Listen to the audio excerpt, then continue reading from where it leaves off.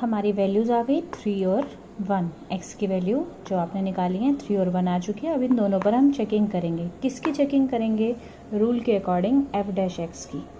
तो मैंने लिखा when x is slightly less than 3 sign of f dash x।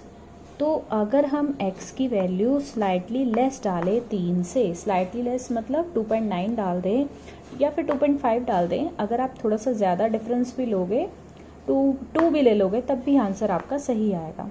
तो स्लाइटली लेस देन 3 लोगे तो आपके पास यहाँ क्या आएगा? मान लो 2.9 है तो ये नेगेटिव हो जाएगा, और यहाँ पर 2.9 माइनस 1 डालो तो आपका कैसा रहेगा? पॉजिटिव, क्योंकि 2.9 में से 1 माइनस करो पॉजिटिव वैल्यू देगा।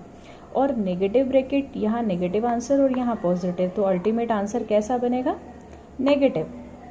When x is slightly greater than 3 तो हम sign of f dash x check करेंगे। स्लाइटली ग्रेटर का मतलब है 3.1 ले लो, या अगर आपने 0.5 का डिफरेंस ले लिया 3.5, तब भी सही आंसर आता है। तो अगर हम यहाँ 3.5 डालें तो ये पॉजिटिव हो जाएगी ब्रैकेट, और यहाँ डालें तो ये भी पॉजिटिव हो जाएगी। तो हमने क्या नोटिस किया कि f डैश x अपना साइन बदल रहा है। ठीक है, ये बात समझने वाली है। अब आपको ये बात समझ आएगी कि जो मैंने जो रूल में पढ़ा था, when x is slightly less than sign of f dash x निकाल लो, ग्रेटर पर निकाल लो। Now f dash x changes sign from negative to positive, इस साइन की बात कर रही थी मैं। तो अगर ये नेगेटिव से पॉजिटिव चेंज हो रहा है तो at x equal to 3 f dash x changes sign from negative to positive, therefore local minimum at x equal to 3।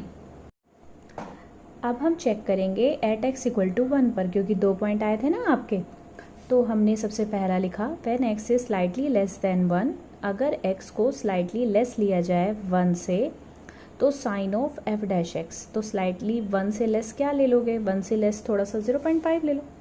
तो अगर हम यहाँ 0.5 डालें, 0.5 माइनस 3 इंटू में 0.5 माइनस 1, तो 0.5 डालोगे ये नेगेटिव हो जाएगी और ये भी नेगेटिव हो जाएगी, क्योंकि 0.5 माइनस 1 नेगेटिव आंसर करेगा। तो नेगेटिव नेगेटिव कैसा आ जाएगा? पॉजिटिव।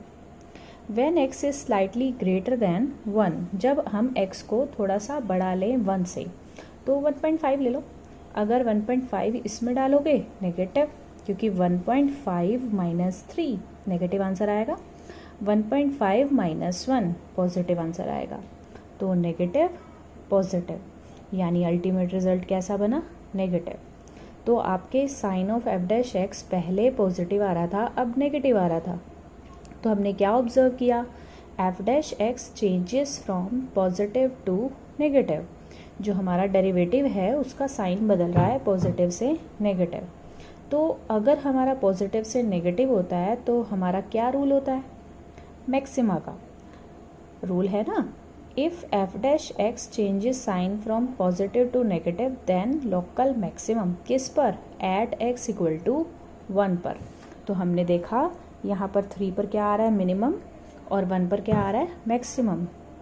तो अगर मैं पूछूँ मैक्सिमम वैल्यू क्या होगी, तो आप क्या करेंगे? x इज इक्वल टू 1 इस फंक्शन में पुट कर दो तो मैक्सिमम वैल्यू मिल जाएगी।